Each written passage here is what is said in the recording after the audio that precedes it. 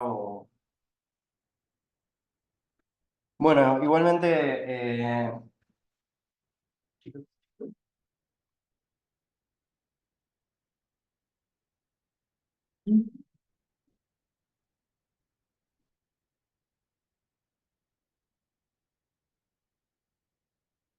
adelante. Bueno, ¿cómo están? Mi nombre es Bruno, soy alumno de tercer año de la carrera de especialización en medicina familiar y hoy les voy a estar presentando mi Ateneo final. No sé si ahí está.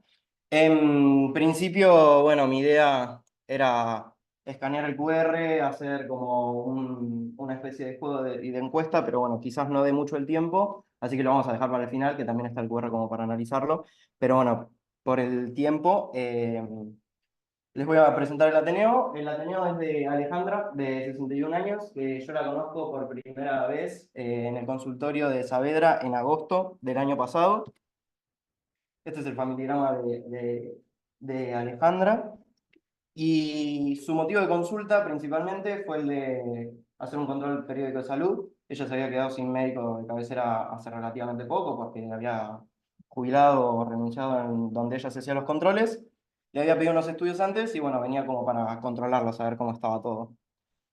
Le pregunto por los antecedentes. Ella a los 35 años tuvo un LIP, en realidad fueron repetidos, que tuvieron todos márgenes, falta de márgenes libres. Entonces esos LIP, por la edad que tenía, por la falta de deseos de paridad, terminó en una histerectomía con una forectomía derecha por una complicación intraquirúrgica. Así que a partir de ahí ella había quedado solo con la parte del ovario izquierdo. Había tenido 4 operaciones por nódulos mamarios que los habían extirpados, habían sido todos benignos. Tuvo 2 embarazos a lo largo de su vida, un parto vaginal, una cesárea, y tenía el 2010 diagnóstico de diabetes, hipertensión y bueno, una dislipemia. Actualmente ella es tabaquista y presenta insomnio de conciliación y de mantenimiento. Además, me comenta que tiene osteoporosis por menopausia temprana, producto, por lo que me dice ella, de las cirugías que había tenido a los 35 años.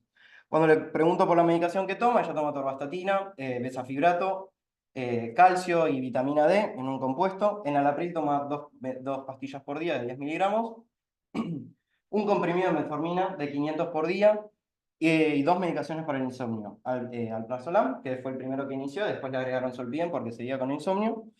Y en la consulta anterior con su médico, el médico le había dicho que consiguiera el ivandronato, que iba a necesitar consumir un comprimido por mes por 6 meses.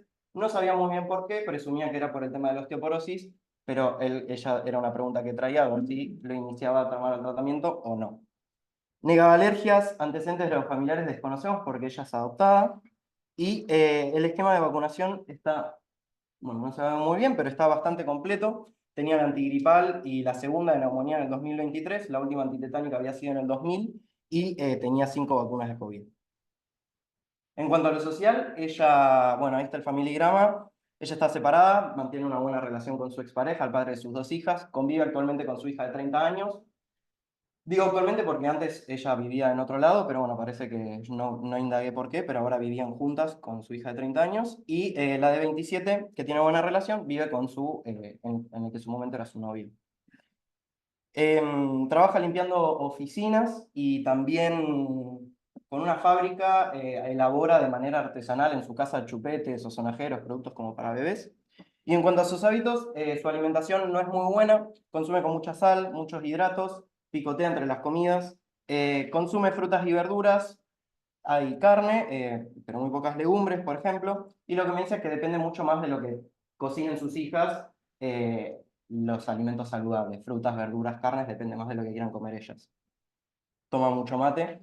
La diuresis y la catarsis están conservadas, no realiza actividad física, solo dice que camina para hacer algunos mandados. Y cuando le pregunto por el sueño, sí, me dice que tiene insomnio de conciliación y de mantenimiento, que si bien cuando ella duerme, su sueño refiere que es reparador, que a veces suele dormir hasta 10 horas, a veces le cuesta, a veces le cuesta conciliar el sueño, y si se levanta a la noche, a veces le cuesta volverse a dormir, a pesar de estar con la medicación. En cuanto al tabaquismo, ella suele fumar un paquete por día en ese momento. Tuvo momentos en los que fumó dos y fuma desde los 13 años. Nega ingesta de alcohol, marihuana había probado una vez, no le gustó, nunca más volvió a consumir, ni había consumido otro tipo de drogas. Y en cuanto al ánimo, en momentos me dijo que estaba conservado, que estaba bien de ánimo, le gusta pasar tiempo con las hijas, así que estar conviviendo con su hija de 30 años, dentro de todo, le gustaba. Cuanto a los ginecológicos, su último chequeo había sido el año anterior, en noviembre de 2022, refiere que había estado todo normal. El antecedente tenemos el del HSIL, que había terminado la esterectomía, las dos gestas y producto de eso, yo le pregunto la fecha de última menstruación, me dijo que fue a los 35 y cuándo habían sido sus síntomas o si había tenido ella síntomas correspondientes al climaterio, a la posmenopausia, como para haberle puesto una fecha. Ella me dijo que a los 42 fue cuando, con sus médicos, con los síntomas que tenía, los calores, etcétera, habían dicho que había entrado en la menopausia. Así que se podría interpretar como una menopausia temprana. En cuanto a los rastreos, y nosotros, yo, digamos, basándome en lo que dicen la Task Force de Estados Unidos, la Fuerza de Tareas de Servicios Americana, si tenemos en cuenta que es una paciente femenina, que es tabaquista, tiene 61 años, más o menos calculé una carga tabáquica de 50 packyears. Las recomendaciones, según los grados que dice la Task Force, dentro del grado A, las recomendaciones de rastreos y prevenciones que habría que hacer serían el de cáncer de cuello, el de cáncer colorectal, el de rastreo de hipertensión, consejería para la cesación tabáquica y rastreo de HIV, y dentro de los de grado B, lo que es rastreo de ansiedad y depresión, cáncer de mama, del pulmón por el tabaquismo, osteoporosis, porque ella entra en lo que sería pacientes menores de 65 años con riesgo de fracturas a futuro por el tema de la diabetes, rastreo de hepatitis B y C, rastreo de diabetes y consejería para el uso inadecuado de alcohol, para la alimentación saludable, actividad física y disminución de peso. Le pregunto todas estas cosas, lo que tenemos es que, bueno, la diabetes, la lipidemia, la hipertensión, diagnosticadas en el 2010, no tenía todavía completo lo que es el estudio de los daños de grano blanco, me había traído algunos estudios igualmente. La CTS sexual no era sexualmente activa, la última relación que había tenido había sido con su pareja hace varios años y no se había mostrado por eso. Está en estadio precontemplativo del tabaquismo, la carga tabáquica de 50 y nunca se había hecho un control para lo que es rastreo de cáncer del pulmón. Tampoco se había hecho rastreo para cáncer de colon.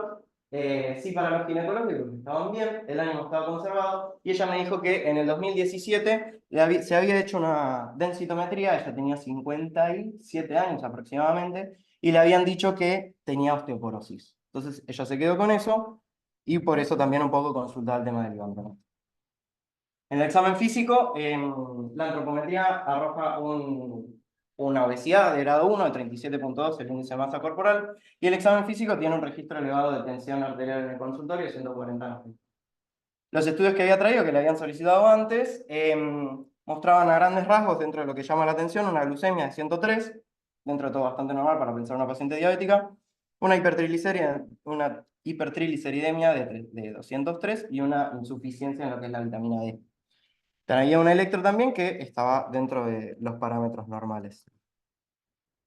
Lo que es el resumen de la primera consulta, en lo que son los problemas activos, tenemos un control periódico de salud de Alejandro, 61 años, un tabaquismo en etapa precontemplativa, la dislipemia, la obesidad y el sedentarismo, yo tiendo a agruparlos, una hipertensión con un registro elevado en el consultorio, la diabetes, que en ese momento parece que está bien controlada, pero no la categoricé, el diseño de conciliación de mantenimiento y un problema activo que a mí fue el que más me llamó la atención, que fue el de la menopausia temprana con el diagnóstico de osteoporosis pasada.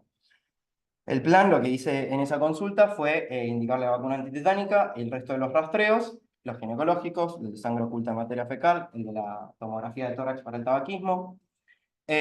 Hago una consejería breve para ese tema, también de actividad física y de alimentación por el tema de la obesidad y el sedentarismo. Y completo los rastreos de daño de órgano blanco, particularmente la realización de un fondo de ojos que no se había hecho por la diabetes, por la hipertensión, y un ecocardiograma, y de esas cosas mantengo la misma medicación.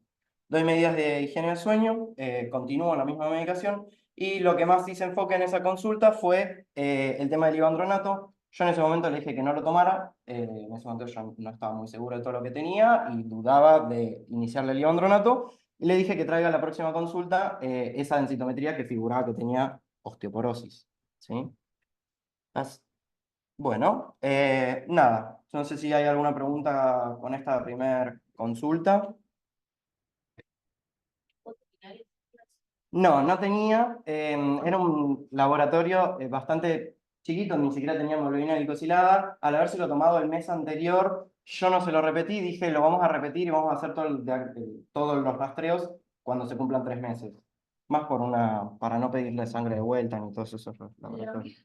No es una pregunta, pero sí me genera un poco de duda el hecho de que tengo un diagnóstico de diabetes tipo 2, que nos dice que se lo diagnosticaron en 2010, pero solamente se medicaba con 500 de metformina, por lo menos no sé si bajó 20 kilos de peso, o si realiza mucha actividad física, o si hizo grandes modificaciones en su alimentación, pero para tener ahora una glucemia de 103 me hace pensar más que en algún momento tuvo una glucemia alterada en ayunas y no un gran valor, digamos, de glucemia como para hacer diagnóstico de diabetes. Sí, absolutamente.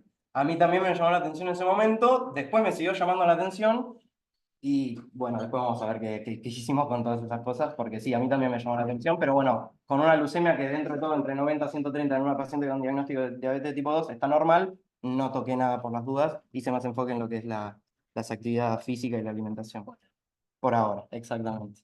Bueno, igual sí, mi pregunta para ustedes es si alguien en mi lugar hubiera iniciado el biondronato, decirle sí, tomalo, agua corriente, quédate parado y todo eso, lo del biondronato, 1 por mes, o hubieran repetido la densitometría, o no hubieran hecho nada, hubieran hecho lo mismo que yo y veíamos la próxima consulta. 2017, o sea, en teoría se podría haber repetido si hacemos un rastreo cada 3 a 5 años en el 2022, pero no lo hizo. Y siguió toda su vida así como ella viene siguiéndola, sedentaria, sin ningún cambio de la medicación. Claro, yo Ya hubieran repetido la densitometría en ese momento. lo hubiese dicho esta en la previa, pero igual no sé qué tanta conducta hubiese tomado con eso. Pero para ver a qué se refería ella con que le habían dicho que tenía osteoporosis, se había indicado bicarbonato, y tal vez y le hubiese pedido otra, por lo que dijiste vos de que tiene factores de riesgo. Exactamente. Perfecto, perfecto. Bueno, yo hice algo más con tiempo. Le pedí que traiga primero la densitometría, veía dónde estaba parado y después de ahí continuaba.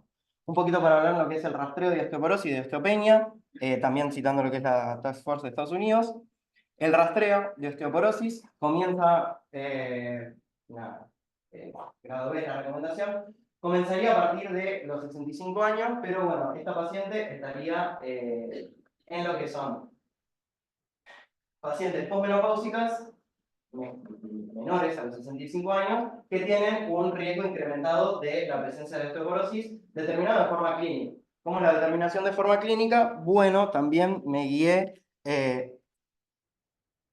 con las recomendaciones de la guía, no se ve ahí, pero es la guía británica de osteoporosis, que tuvo una actualización el año pasado, si no me equivoco, que presenta la evaluación del FRAX a todos los pacientes que tienen riesgo bajo, intermedio o alto de fractura, que clínicamente sería, como dijo Luli, una paciente posmenopáusica antes de los 65 años que presenta en este caso diabetes de tipo 2. Entonces entraría para lo que es la valoración del FRAX. Una vez que nosotros hacemos el FRAX, que después voy a mostrar cómo es, se valora en lo que es el riesgo de una fractura osteoporótica mayor a 10 años. Una vez que se hace el riesgo, se valoran estas tablas y a partir de ahí se debería decidir si se sigue con medidas higiénico-dietéticas, se solicita una densitometría para tratar de categorizar en osteopenia o osteoporosis, o se tiene que iniciar un tratamiento, en el caso de que sean muy, muy graves, tratamiento derivado con especialista de endocrinología. ¿Sí? Bien, esa fue la primera consulta, eso fue lo que hice y eso fue lo que quedó. La segunda consulta es en octubre, a los 2 meses, ese mismo año, en el que consulta por el control de los estudios que habíamos pedido antes. Yo le había pedido un ecocardio, pero ella ya había tenido uno, así que lo trajo y también trajo la densitometría previa. Se hizo los estudios que solicité, que fue la tomografía y la sangre oculta de materia fecal, y tiene turno para lo que es ginecología y oftalmología para continuar sus controles. Le había pedido un PAP, una eco mamaria y una mamografía, por el tema de la nodularidad que ella suele tener. Las vacunas se había completado el esquema con la antitetánica. Como intercurrencias, me dice que el mes pasado, en septiembre, su madre se terminó internada, por lo que parece ser una lesión ocupante de espacio, y actualmente había salido de la internación del hospital, estaba en internación domiciliaria en su casa. Todo eso le generó bastante conflicto, si bien tenía una enfermera que la ayudaba una vez en la casa a hacer la higiene, los cuidados, etcétera. Ella se sentía en ese momento muy sobrecargada, muy sobrepasada con todos los cuidados, con mantener su trabajo, estar con las chicas, y eso había generado un cansancio en ella, estaba haciendo que descansara peor y también le traía conflictos con sus hermanos, o sea, los hijos biológicos, digamos, de su madre, eh, en cuanto al tema de los cuidados, el tema de lo laboral, el tema de lo económico. ¿Sí? En cuanto al examen físico, ahora tenía un registro dentro de lo que se podría considerar controlado, y los estudios trae un ecocardio que se había hecho el mes anterior, en julio, perdón, con una FEI conservada, sin hipertrofia del VI, o sea, sin daño de órgano blanco, una sangre oculta negativa por 3 y una densitometría en el 2017, no sé si vamos a ver muy bien, con un test score de -1,1, que es un valor que corresponde a la osteopenia. ¿Sí? Eh, Abajo no se ve bien tampoco, pero se hizo una tomografía de tórax que tenía signos de enfisema centrolobulillar. Asintomática de ella, no se ocultaba nada en la ocultación, en el examen respiratorio. Entonces, como problemas activos, tenemos el CPS de ella, la diabetes que todavía no la logro caracterizar porque no me metí con ese tema, la dislipemia, la obesidad, el sedentarismo, la hipertensión, el tabaquismo, este enfisema que se agrega, el centrolobulillar, y la sobrecarga del cuidador junto con esta osteopenia asociada a la menopausia temprana, en una paciente con presunto riesgo de fractura. Lo que hago es repetir la vacunación al siguiente año de antigripal COVID, y el SOMS también. Solicito ahora sí, para completar los 3 meses del último laboratorio, repetir los laboratorios para ver en qué situación estamos. Ahí sí le pido el RAC, y el resto de las valoraciones por las distintas especialidades. Oftalmología, ginecología. Mantengo la misma medicación, refuerzo de vuelta la actividad física y la alimentación. Y por el tema de la hipertensión, continúo la misma medicación por haber tenido un registro un poco elevado en contexto de consultorio y ahora un registro dentro de todo controlado. Consejería breve por cuanto a lo tabáquico, no me pareció un buen momento como para insistirle en que dejara de fumar, con situaciones bastante estresantes con el tema de la internación domiciliaria de su madre. No tomo conducta activa por el enfisema, vamos a hacer un control anual por lo que es del rastreo de cáncer de pulmón. Y ahí sí hago lo que ya habían dicho antes, repito la densitometría, que se haga una actualizada, para valorar el estado de ocio y en este caso con una densitometría, porque ya se había pedido una, calcular el FRAX, y evaluar si necesita tratamiento para el ivandronato. ¿Sí? Hago escucha activa por el tema de la sobrecarga del cuidador. Y lo que marqué en negrita es el tema de la hipertensión, este registro elevado, este registro normal. Esta paciente sedentaria con obesidad, con bastantes riesgos cardiovasculares, me hicieron pensar en qué puedo hacer yo desde el tratamiento no farmacológico, que es lo que le faltaría adaptar un poco a la paciente, para optimizar sus valores de hipertensión, que estaban ahí en un límite. A partir de ahí yo me pregunté, en cuanto a lo no farmacológico, que es lo que más me gusta, ¿qué tipo de ejercicio sería el más efectivo en esta paciente o en pacientes en general con hipertensión para el control de sus valores? ¿Sí? Repasando lo que son las guías de... No se ve muy bien, pero bueno, repasando lo que son las recomendaciones de la guía de hipertensión del 2019 del Ministerio de Salud, lo que dice es que en personas adultas con hipertensión se recomienda realizar al menos 150 minutos semanales de actividad física que sean de una intensidad moderada. Preferentemente que sean en sesiones de al menos 30 minutos, o sea, dividirlas en 30 minutos, como parte del tratamiento asociado al de la hipertensión. El entrenamiento que ellos plantean no es muy específico, sino es el de la intensidad, pero sí aclaran que puede ser, por ejemplo, el entrenamiento aeróbico, que tiene bastante evidencia para lo que es disminuir la presión. Acá marcan unos valores de reducción de TTA sistólica de aproximadamente 4 milímetros de mercurio y de diastólica de 2,7 milímetros de mercurio. Y además recomienda que actividades como baile y meditación podrían verse beneficiados para el paciente con hipertensión. No aclara mucho en cuanto a modalidades de ejercicio o tipos de ejercicio. Yo entonces buscando más me encuentro con... Sí, obvio. No tenés dudas todavía si es hipertensa o no. ¿O estás seguro que No, no, hipertensa es porque está con enalapril, 20 miligramos al día y tiene registros elevados. los días tiene esa presión? Claro, tiene 10 cada 12 horas, sí. A mí lo que me planteé fue, tuvo un control en consultorio con valores elevados, tuvo otra consulta para ver si estaba controlada o mal controlada, con valores dentro de lo normal, lo esperado para un tratamiento normal. En vez de sumarle medicación, ¿Hace cuánto que tiene esa medicada? siempre desde el 2010 que le hicieron el 12 tratamiento. años, ¿no?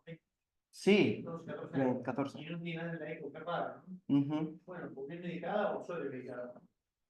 Sí, puede ser un poquito. Bueno, A a mí me parece, vamos a ver después, me parece quizás un poquitín sobremedicada. Sí, pero sí, me parece, y me parece que también era el contexto de consultorio más lo que generaba esos valores elevados. Perdón, está en el mismo tema. Está objetivada de la consultoría. Lo objetivé yo con 20 miligramos de enalapril y un registro de 140-80. Pero no. Ah, de diabetes, perdón. No. No, también es un relato. Es lo mismo que consultó Sofía. O sea, todas estas cosas a mí me lleva una paciente con Etiqueta sí, puesta. diagnósticos de hace mucho tiempo, quizás no tan sustentados en lo que me parecía a mí. Yo me planteé en principio, y es lo que voy a contar en el Ateneo, como tratar de reinterpretarlos y tratar de modificar ciertas cosas. A propósito de la hipertensión, buscando un poco más de evidencia quizás más actualizada, me encontré con este estudio del 2023 que se publica en el British Medical Journal de Deportes, of Sports Medicine, que es una revisión sistemática con metaanálisis, un metaanálisis en red y un metaanálisis por pares, que tuvo como objetivo realizar este metaanálisis para evaluar el efecto de todos los modelos de entrenamiento relevantes para el manejo de la presión arterial en reposo y con eso poder establecer una prescripción de ejercicios antihipertensivos óptimos u adecuados, ¿sí? Para eso, bueno, se hizo una revisión en el que encontraron distintos ensayos clínicos, revisiones sistemáticas o metaanálisis que reporten efectos del ejercicio en la presión arterial desde el 1990 hasta febrero del 2023. Se publicó en julio, si no me equivoco, del 2023. Los criterios de inclusión de estos estudios necesitaban estar apropiadamente aleatorizados, que tuvieran un reporte pre-inicio de la intervención y post-intervención de la TA tanto sistólica como diastólica, en un grupo de ejercicio y en un grupo de control, o sea que no tuvieran intervención. Los criterios de exclusión dentro de todo sería que tuvieran consejería sobre alimentación o algún otro tipo de ejercicio en lo que es el grupo control, o que tuvieran otras intervenciones aparte del ejercicio, como suplementación o cambios en la medicación, no podían cambiar el medicamento hipertensivo, o que tuvieran cortes por fuera de los valores de TA que ellos se plantearon, que si no me equivoco, sí, fueron los de la Sociedad Europea de Cardiología, que después los voy a mostrar. Los ejercicios que se fueron eligiendo fueron protocolizados y categorizados en ejercicios primarios y secundarios. Los ejercicios primarios fueron entrenamiento aeróbico, entrenamiento de fuerza, entrenamiento combinado, o sea, aeróbico y de fuerza o de resistencia, entrenamiento por intervalos de alta intensidad, o es el HIIT conocido, o entrenamiento isométrico, ¿sí? Dentro de los secundarios, en el aeróbico, estaba lo que era caminar, correr, hacer ciclismo. En lo que es el HIIT era determinadas modalidades de ejercicio, ya sean sprints por intervalo o entrenamiento aeróbico por intervalo, que es un poquito más de requerimiento. Y en lo que es el isométrico, es el hand grip isométrico, que es el que se usa como de la sarcopenia, extensión de piernas de manera isométrica en una camilla de cuádriceps, y este que no se ve, que son sentadillas contra la pared de manera isométrica. Bien, pasando a los resultados, voy a mostrar lo que son los distintos metaanálisis. Primero lo que fue el metaanálisis por pares, en lo que se comparó tanto, no se ve bien, pero en los ejercicios primarios, que son estos en negrita, y los secundarios, que están abajo, los distintos tipos que expliqué recién, versus, o sea, la intervención de ese ejercicio versus el caso control. Estos son los resultados para lo que es la reducción de presión arterial sistólica, y estos son los de la reducción arterial diastólica.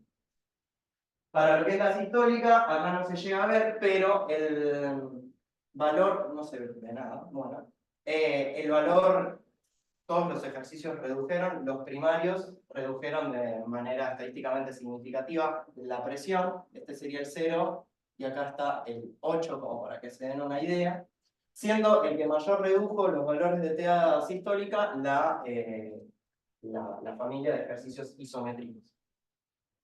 Dentro de ellos, los principales, el principal en realidad, el de la sentadilla isométrica. Y en el caso de la tensión arterial diastólica, parece más o menos lo mismo, los mismos valores. Acá está el 4, que 4 es lo que redujo también la familia de ejercicios isométricos. ¿Sí? Pero exceptuando el de intervalos de intensidad aeróbico,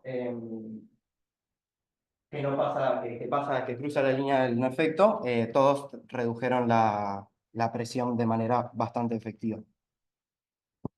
En cuanto a lo que son también, que yo había dicho que organizaba en distintos tipos de presión, de clasificación de presión, que lo hicieron según la guía de cardiología europea.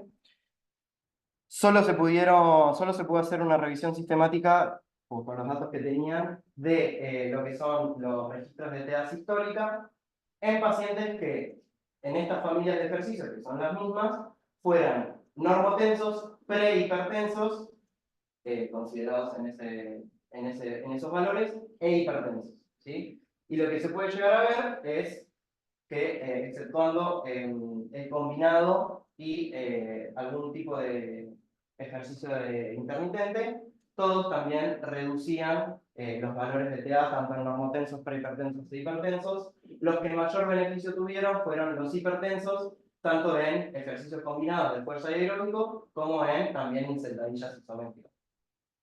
Y extensión de piernas, fueron los que más valor tuvieron.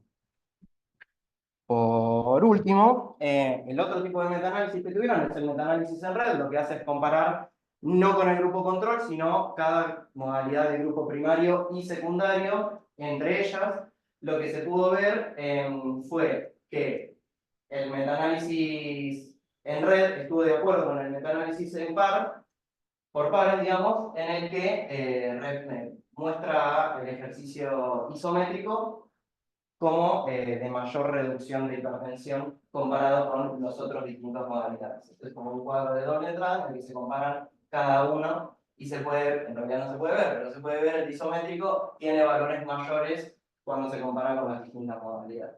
Y acá es lo mismo, pero los valores, todos estos son ejercicios secundarios y estos que están marcados son todos de isométricos.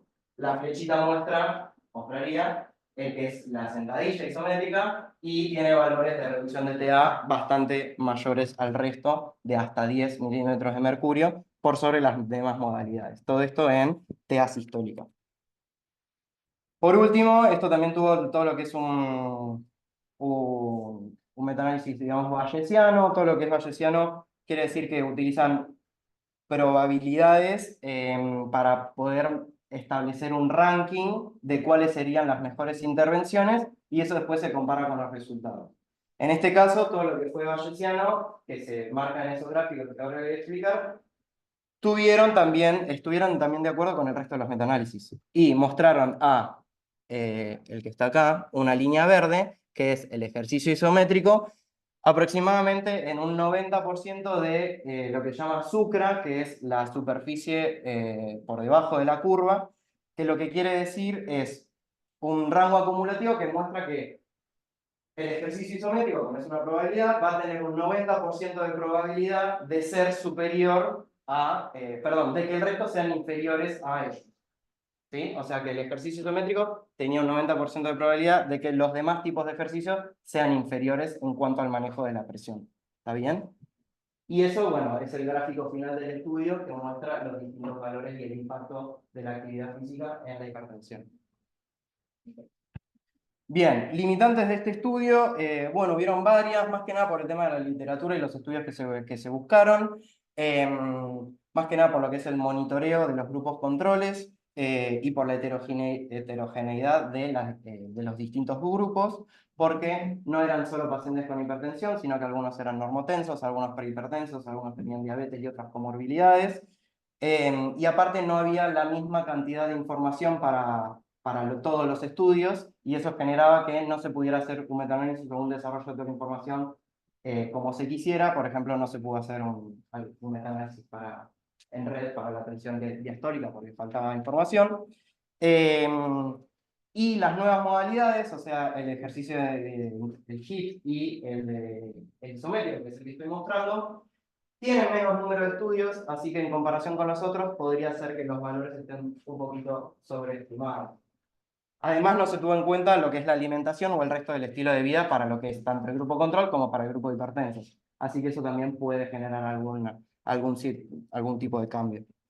Como conclusión de este estudio, bueno, cualquier ejercicio, cualquier modalidad de ejercicio es significativamente efectiva para reducir tanto la TA sistólica como la diastólica.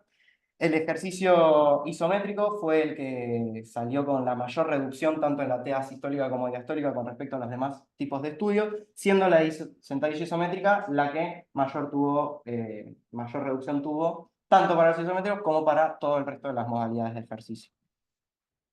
Lo que proponen estos autores es que este tipo de análisis, al ser quizás un poquito más moderno y estar en contra de lo que son la mayoría de las guías de 2019, o que quizás están un poquito más desactualizadas, o no tienen en cuenta estas nuevas modalidades, podrían tenerlas en cuenta como para recomendaciones a futuro.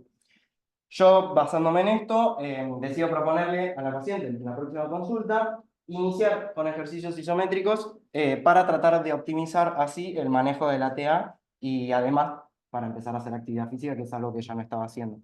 Lo bueno que tiene el ejercicio isométrico es que es bastante accesible, es literalmente ponerte con las rodillas 90 grados contra la pared, así que prácticamente no hay excusa como para hacerlo, en vez de decirle tenés que salir a caminar 30 minutos a un paso veloz y si está lloviendo no salen. Así que también apunté a eso porque es bastante accesible ese tipo de ejercicio y aparte es el que mejor valores tuvo. ¿Alguna pregunta con eso? Bueno, buenísimo. Sí. Esta paciente que tiene osteopenia, ¿sabes si el ejercicio isométrico le resulta favorecedor también en ese caso? Sí, es una buena pregunta. Los ejercicios que más beneficios tienen para todo lo que es la salud ósea son los que tienen impacto. Quizás justo los isométricos no tienen tanto impacto, así que en cierta parte no, pero el hecho de que ya empiece a caminar, que es una de las recomendaciones que también le di, sí le va a generar algún beneficio dentro de todo, pero sí, en ese sentido no sería quizás lo más beneficioso. Igual todo lo que es presión axial en lo que son los huesos, ya sea por el esfuerzo que tiene que hacer en la pared o lo que tenga que sufrir las tibias, la columna, etcétera, y todo eso, beneficia a la salud ósea, así que algo, por más que no sea algo de impacto, es mejor que nada, digamos. Pero muy buena pregunta. Bien, tercer consulta entonces, fue en febrero de este año. Me trae el resto de los estudios que habíamos pedido.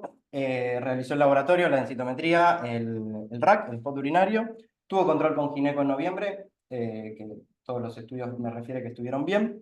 Y con oftalmología en diciembre, que dice que el fondo de ojos, en una paciente que se supone que tiene 14 años de diabético, tenía un fondo de ojos muy bueno, impecable, sin particularidades. En cuanto a sus hábitos, ella me refiere que va a empezar a caminar, que ahora tiene un poco más de tiempo, su alimentación no está controlada, el sueño está descansando un poquito más que antes, aunque sigue con la medicación para el insomnio, y el tabaquismo está en etapa precontemplativa, aunque no fuma cuando está en el hospital, porque la madre terminó siendo internada, ahora estaba internada en ese momento en área de cuidados paliativos en un hospital por un cáncer, por lo que me refiere, en el sistema nervioso central. Ella en cuanto al ánimo se sentía bastante comprometida en cuanto a lo sentimental, pero quizás un poquito estaba más tranquila en todo lo que es el cuidado que a ella y todos los problemas que ella tenía con los cuidados en su casa, domiciliarios. Eso hizo que mejorara un poco la dinámica familiar, pues ella se entendió un poco de los hermanos, y dicen, si ellos la quieren visitar, la van a ir a visitar. Yo ya tengo mis controles pautados y la iba a ver casi todos los días. Y bueno, también estaba un poquito contenta porque su hijo había cortado con el novio y bueno, se había ido a vivir con ella a la casa. Yo atiendo a la hija también, así que como que había buena dinámica familiar. La hija no estaba tan contenta de vivir con ella de vuelta, pero nada. Así que bueno, un poquito eso, lo beneficioso del tema de la internación es que quizás estaba fumando un poco menos en el tema de la visita al hospital. Cuanto al examen físico, me vuelve a dar un registro, sigue con la obesidad, había aumentado, si no me equivoco, 2 kilos. Sigue con un registro ahí, con un 140/90 en consultorio. El laboratorio que me trae, que es de noviembre del año pasado, tiene una glucemia de 91 con una hemoglobina glicosilada de 5,6, una hipertrigliceridemia de 244, apenas por encima de la anterior, un RAC normal, sin proteinuria, y la densitometría de diciembre, con valores semejantes a la osteopenia, presentan un T-score de columna lumbar de -1,7. Yo en ese momento calculo el FRAX, que le da un resultado de un 5,7% de riesgo de fractura osteoporótica grave a 10 años. Este es el FRAX, se hace en una página, se ponen todos los valores que corresponden. Hay algunos que hay que colocar dependiendo de los riesgos que tenga. Por ejemplo, si tienen diabetes, se tiene que poner que tiene artritis reumatoide por el tema de la salud ósea. Y también se tiene la posibilidad de poner el cálculo de la densitometría si ya la tiene realizada. Yo la puse, eso le da un valor de 5,7 y eso se puede pasar a las curvas que les había mostrado antes. Las curvas que había mostrado antes le dan valor por encima del límite para hacer medidas higiénico-dietéticas y corresponde a una conducta a través de lo que arroje la densitometría. La densitometría arrojaba un valor de osteopenia y no estaría indicado el tratamiento, por lo menos ahora. Esto es prácticamente lo mismo, pero en lo que es el tipo de tratamiento según riesgo bajo, riesgo alto y riesgo muy alto de la guía británica de osteoporosis, que también se pueden poner los valores y ya te tira el resultado, y también coincidía con la calculadora del FRAX. Entonces, los problemas activos, los mismos del CPS, la diabetes, que ahora sí me puede decir que estaba controlada, la dislipemia, la obesidad, el sedentarismo, la hipertensión sigue con el registro elevado de TA, el tabaquismo en etapa precontemplativa, y ahora sí yo cambio y pongo osteopenia en un contexto de menopausia temprana, agrego el duelo y mantengo el insomnio. Lo que hice en este, que fue lo que comentó Sofi, fue continuar con la metformina y me planteo si en caso de cambios en el estilo de vida, evaluar a futuro, tratar de suspenderla o ver de ajustarla. Todo esto sin saber mucho. Después del resto continúo el tratamiento para la dislipemia. Para el tema de la hipertensión, lo que había planteado antes, le agrego o le planteo agregar más pasos al día, por lo menos que haga 7.000 a 10.000 al día, es casi lo recomendado, y agrego el tema de las sentadillas isométricas. Como vuelve a tener un registro elevado, yo igualmente le pedí un holter de tensión arterial como para evaluarlo, a ver si era algo aislado de consultorio o si era algo que estaba bien o mal manejado. Así que le pido un holter. Consejería breve para el tema del tabaquismo. Aprovecho las visitas al hospital, como que ahora estaba en otra situación anímica, como para tratar de reducir los cigarrillos, por lo menos en en los momentos en el que estaba en el hospital. Continúo el calcio y la vitamina D, por una cuestión de que por su alimentación creía que no le iba a incorporar las cantidades suficientes. Suspendo el ivandronato y doy pautas de manejo para lo de la osteopenia, que es la actividad física de la alimentación. Hablamos del tema de lo de su mamá, la importancia de la contención familiar, sus hijas, etc. Y a futuro, por el tema del insomnio, porque estaba durmiendo bien y quizás la medicación no estaba haciendo ni bien ni mal, en realidad más mal que bien. Hablamos de un posible tapering, le expliqué más o menos cómo funciona el tema del tapering de las benzodiazepinas, de esa medicación, que hay que reducirlo semanalmente, pero que lo dejáramos para otro momento, mientras doy pautas de medidas de higiene del sueño. Bien, lo que me planteé en esa consulta, ahí sí, terminando el tema de la osteoporosis, fui por lo de la glucemia, fue, ¿qué hago? Con estos valores de glucemia, con esta hemoglobina glicosilada de 5,6, ¿Qué puedo hacer yo con la metformina? ¿O qué hago con su presunta diabetes? Repasando, primero me fui a la guía de práctica clínica de diabetes del Ministerio de Salud, que tiene como criterios diagnósticos para la diabetes los siguientes, y yendo a los que quizás más se parecen a los de ella, dentro de lo que es la prediabetes o la glucemia alterada en ayunas, ella ni siquiera cumple con él. ¿Por qué? Porque si bien tiene factores de riesgo y tuvo una glucemia aislada de 103, ahora está manejando valores de 91 y una hemoglobina de glucosilada de 5,6, cuando lo que habría que controlar es cuándo está en valores normales de hemoglobina glucosilada y ni siquiera está en un valor de rango como para pensar en una glucemia alterada en ayunas. Sí. Igual eso con la familia.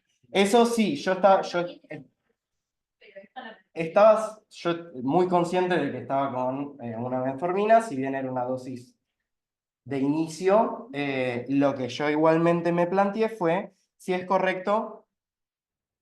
Lo que yo me planteé fue, ella no creo que sea diabética, en este momento ya me está planteando si es diabética, quizás se interpretó mal, se hablaron mal las cosas antes y se dio la metformina como para prevenir una diabetes, pues una paciente hipertensa con obesidad, con sedentarismo. O yo me lo planteé así. Entonces, lo que me pregunté fue si es correcto, pensando en esta paciente o en otra paciente con prediabetes, el uso de metformina para prevenir a futuro el desarrollo de diabetes de tipo 2. Para eso encontré en los Standards of Care in Diabetes de la ADA, que se publicaba en febrero, las recomendaciones para lo que es la prevención y el retraso de la aparición de la diabetes de tipo 2. ¿Sí? Justo en esta recomendación que habla de que la metformina se podría usar para la prevención de diabetes de tipo 2 en ciertos tipos de personas, o sea, pacientes entre 25 y 59 años con un BMI mayor o igual a 35, glucemia alterada en ayunas de 110, hemoglobina glicosilada elevada mayor a 6%, o pacientes con diabetes gestacional. Se podría plantear el uso de metformina para la prevención o el retraso de la aparición de diabetes de tipo 2.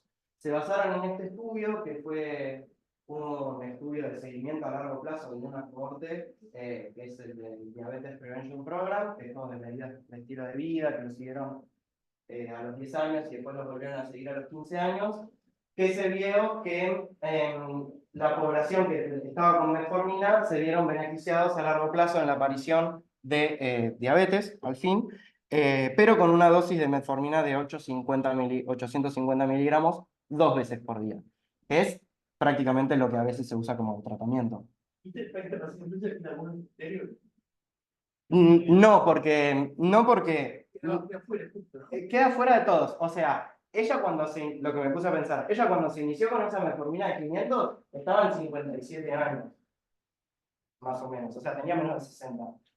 No sé qué índice masa corporal tenía en ese momento, pero nada, me agarré de eso. Pero hoy en día, sí, con 14 años de metformina encima, con todos los efectos pleiotrópicos y de glucemia que tiene, hoy en día no está dentro de ninguno de estos criterios.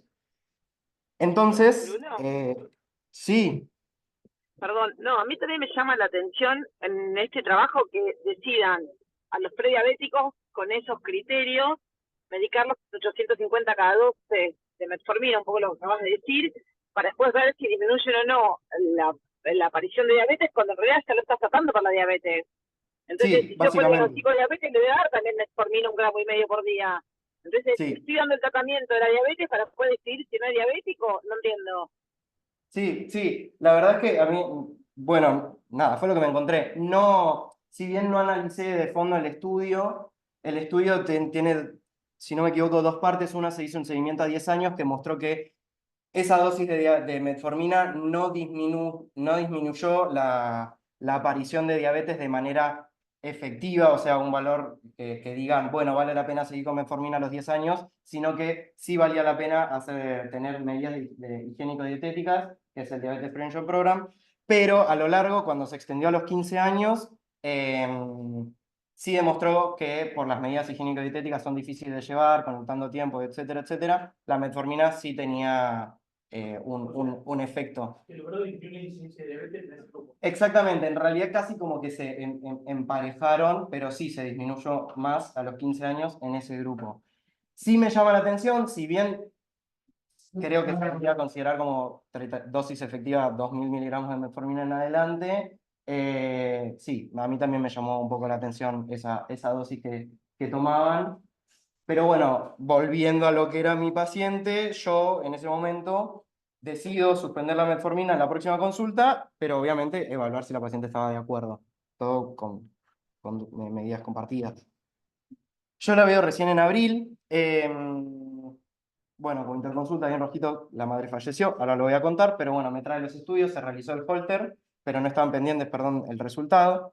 La madre había fallecido el mes anterior, básicamente se sentía más liberada en ese momento porque me dijo que la internación, ella pudo pasar mucho tiempo, ya había transitado su duelo ahí, tuvo un momento de lucidez en el que pudo hablar y despedirse bien con su madre, así que ella se había ido en paz, tenía mejor relación con sus hermanos y hoy en día estaba disfrutando el acompañamiento de sus hijas. En cuanto al tabaquismo, aprovechó las idas al hospital para disminuir los cigarrillos al día. Ella se pone en un paquetito los que tiene que fumar por día e iba intentando de bajarlos. Ahora estaba en 10 e iba a intentar ir por semana bajando a 9, bajando a 8, etc.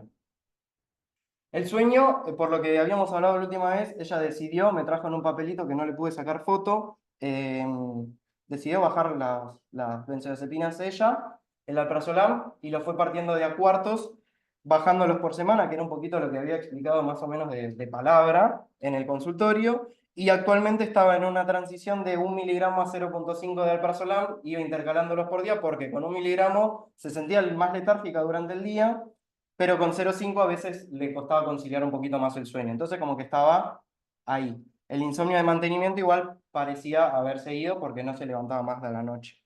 Y bueno, me dijo que estaba haciendo los ejercicios y contando los pasos. Se había bajado una aplicación que decía que hacía aproximadamente 8000 pasos por día. Bueno, los problemas activos en esta diabetes controlada principalmente, lo que yo hago es suspender la metformina, ya estuve de acuerdo, y tratar de controlarlo en un laboratorio con hemoglobina glicosilada en 3 meses. La dislipidemia y la obesidad, seguimos con las pautas de actividad física y alimentación. La hipertensión, aparentemente controlada, esperamos los resultados del Holter para ver si hay que modificar el tratamiento. Y el tabaquismo, ahora yo la veo con más ánimos de dejar de fumar en una etapa contemplativa. Ahora sí me parecía óptimo mandarla o a derivarla al consultorio de cesación tabáquica. Y por el insomnio le digo que continúe con el tapering, si así lo quisiera, que yo iba a averiguar un poquitito más y que mantenga por ahora la dosis del Zolpidem. Con todo esto que sacó la última consulta, yo me quise fijar, que lo voy a contar brevemente, la evidencia acerca del tapering de las benzodiazepinas. Esas son las siglas de lo que son las drogas análogas a los receptores de benzodiazepinas, que son las benzos, como los fármacos Z. Lo que encontré brevemente en lo que es la American Family Physician como recomendación, ellos recomiendan que dicen que los beneficios de estas drogas disminuyen después de las 4 semanas de uso ininterrumpido, sí que no tendría mucho efecto continuarlas, pero sí los efectos negativos continúan y empeoran. Y se ve que aumentan el riesgo de caídas, más que nada en adultos mayores, el riesgo de colisiones por vehículos, problemas de memoria, algunos hablan de que puede generar demencia y sedación no, diurna. Para lo que es el tapering en sí, encontré 2 guías, una de la guía canadiense de medicina familiar y la otra, una guía que está en el Journal of Clinical Medicine, que es de una alianza por el sueño, que lo que cuenta más o menos brevemente esta guía fue que se desarrollaron recomendaciones basadas en cuanto a cuándo de prescribir y cuándo modificar con otra medicación. Y lo que se concluye más o menos es que para las benzodiazepinas siempre se trataría de recomendar la disminución junto con el acompañamiento de una terapia cognitivo-conductual especializada en insomnio, y que no hay un consenso de cómo debería ser la fórmula de la reducción de las dosis, pero que muchos estudios plantean entre un 10 a un 20% en intervalos que pueden ser una semana si el paciente lo tolera bien, hasta varias semanas que no aclara cuántas. Pero que la discontinuación abrupta, más que nada en dosis altas, generó más efectos adversos en cuanto a trastornos del sueño y ansiedad, y llevando a otros extremos como psicosis, convulsiones en dosis mucho más elevadas. En cuanto a las drogas Z, zolpidem, esopiclona principalmente, los efectos residuales eran un poquito más leves, habla de 1 a 2 días de latencia en efectos residuales, que puede aparecer insomnio en 1 o 2 noches, y se veía mucho más frecuente en dosis supraterapéuticas. Y ahí sí está un poquito más claro el tapering de un 25% de dosis semanal, porque no tiene tanto efecto adverso.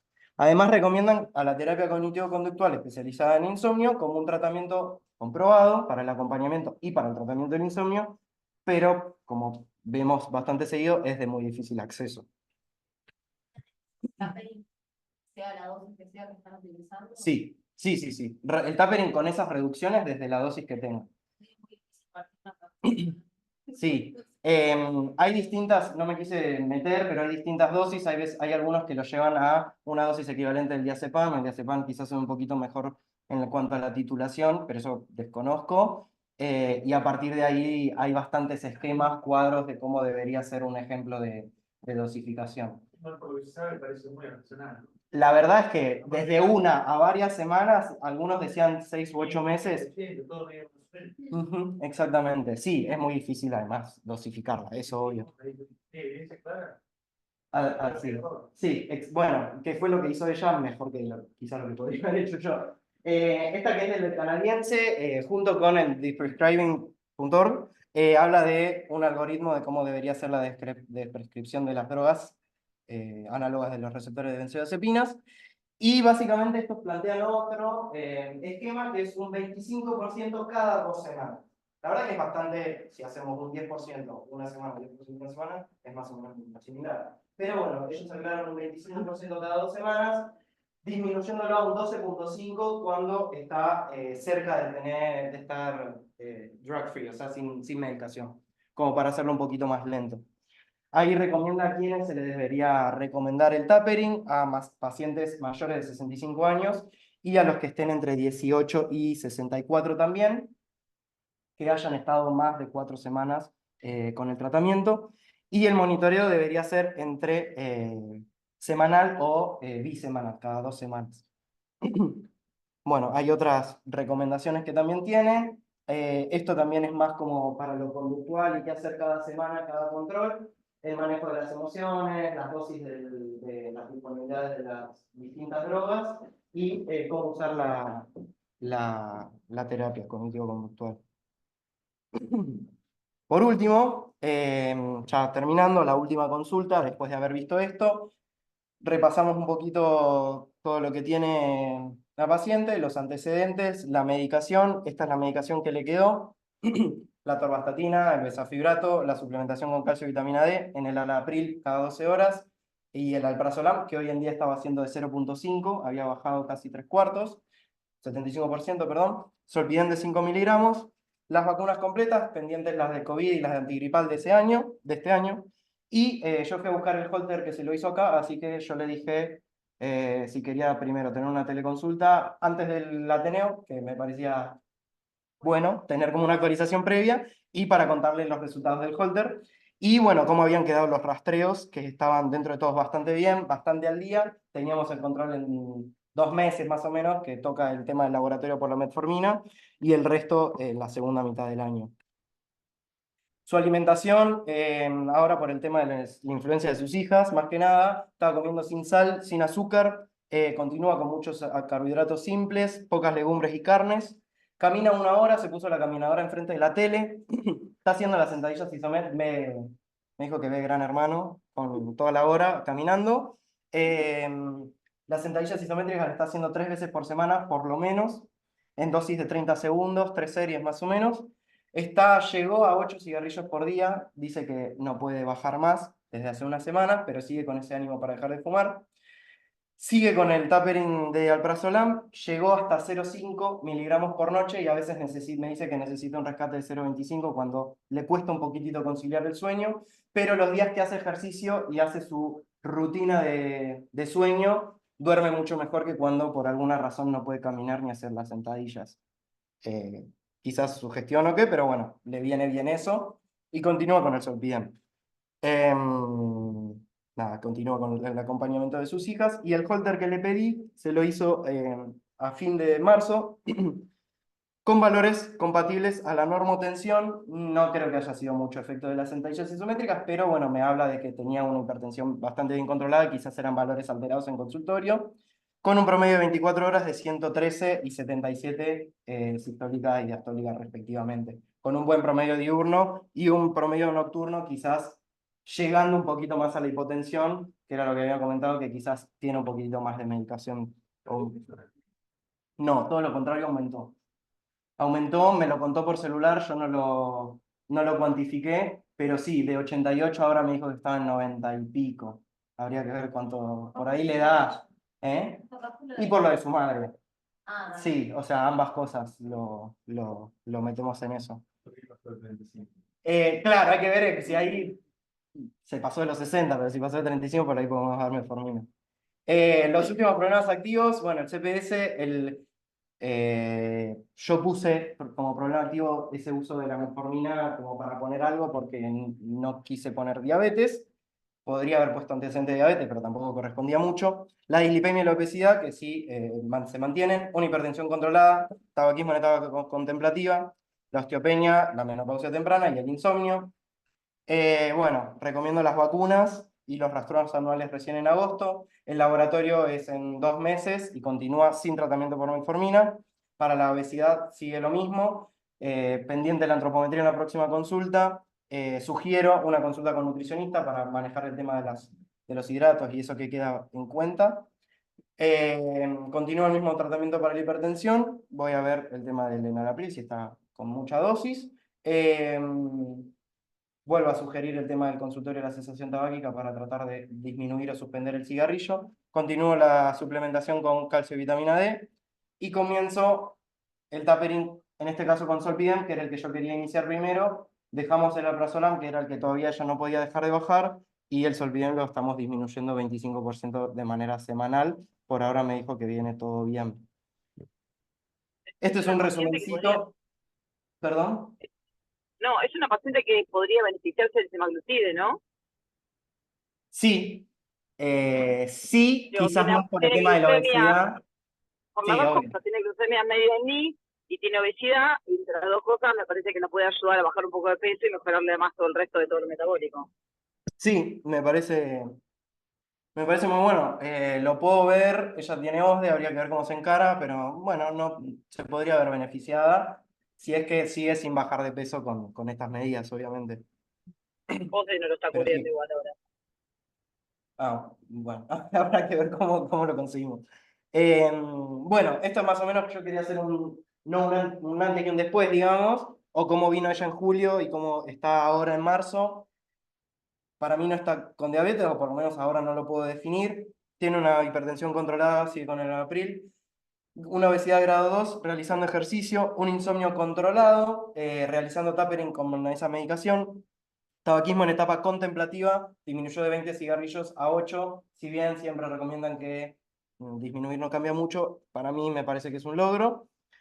Una densitometría con un valor de osteopenia y suplementación de calcio y vitamina D, y pasó de tomar 8 medicaciones o 9 pastillas por día a actualmente 6, porque sigue con la de insomnio, y 7 pastillas por día. Quizás podamos llegar a 4 o 5 si algún día vuelve la metformina.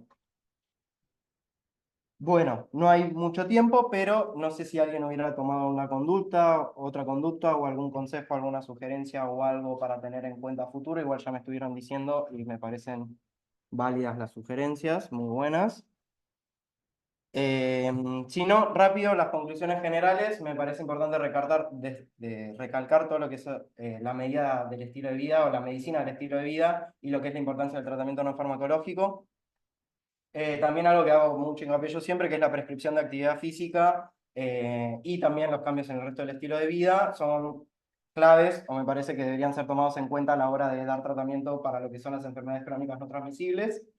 Eh, y bueno, no, obviamente no estaría mal el uso de la metformina en pacientes que se podrían ver beneficiados para disminuir el desarrollo de la diabetes a largo plazo, y el tapering de benzodiazepinas podría estar indicado en cualquier paciente que ya está hace más de un mes tomando esa medicación. ¿Qué hubiera hecho de otra manera? Ella es una paciente que todo lo que podemos ver, todo lo que nosotros le decimos de parte de los médicos, ella dice, está bien, lo hacemos. Así que quizás por eso empezó con tanta medicación. A mí se me hizo medio difícil decirle, che, ¿querés que dejemos tal medicación o disminuirla? Y ella me decía sí, en vez de tener quizás algo un poco más de voluntad propia o de ideas propias. Y quizás priorizaría mejor algunos otros problemas primero antes que otros, pero bueno, tendría que ponerme a ver qué, o iría quizás de uno a la vez en vez de tratar de hacer muchos al mismo tiempo, y aprovecharía más las redes de contención que tienen los pacientes, en este caso las hijas, que hicieron casi más que yo para su salud. Y bueno, nada, ¿qué me llevó de este Ateneo? Lo importante que me parece el rol del médico, más que nada como un promotor de salud, porque en pacientes que son así y hacen caso a lo que nosotros le digamos, por más que sea tomar ivandronato, por más que sea hacer actividad física o lo que sea, me parece que tenemos un impacto bastante fuerte en los pacientes. También la importancia del rol del médico de familia, que quizás hubiera estado muchísimo tiempo ella dando vueltas por muchos especialistas para tratar de controlar esa medicación, cuando, bueno, quizás con uno solo y en medio año pudimos tratar de arreglar todas estas cosas. Y bueno, mi propio rol como médico de familia, que bueno, nada, la prioridad o sea, cuando hay que dar medicación hay que darla y está bien y está indicado, pero bueno, se puede priorizar todo lo que es el tratamiento no farmacológico de la actividad física. Puedo demostrar que se pueden hacer cosas bastante interesantes, así que eso a mí me gusta y es en parte por lo que yo empecé la residencia de medicina familiar, básicamente. Eh, y bueno, nada, me parece muy interesante el tema de los roles evaluadores, los ateneos y estas cosas, porque nos hacen revisar todas estas guías que quizás no la hubiera hecho en un consultorio normal y hubiera seguido con la metformina o hubiera seguido con la medicación de insomnio, y quizás por contarlo con mis compañeros, contarlo a algún superior o contarlo acá en el Ateneo, me obliga a ver qué conductas en realidad tendría que hacer. Así que bueno, nada, muchas gracias. No hay tiempo para lo del Menti, pero bueno, esos somos nosotros, somos los que vamos a hacer los Ateneos finales este mes. Así que bueno, nada, muchas gracias. No sé si hay alguna pregunta más, igual. Bueno, nada. Corrí un poquitito, pero bueno, 2:05. Bastante bien, 1 hora. Bueno, esta es la bibliografía. A mí me gustó mucho el Ateneo. Bueno, muchísimas gracias. A vos. Voy a ver lo de la ICGLT, porque me parece. Bueno, no sé si hay alguien más, pero muchas gracias. Ahí está Andrea. Gracias, nos vemos.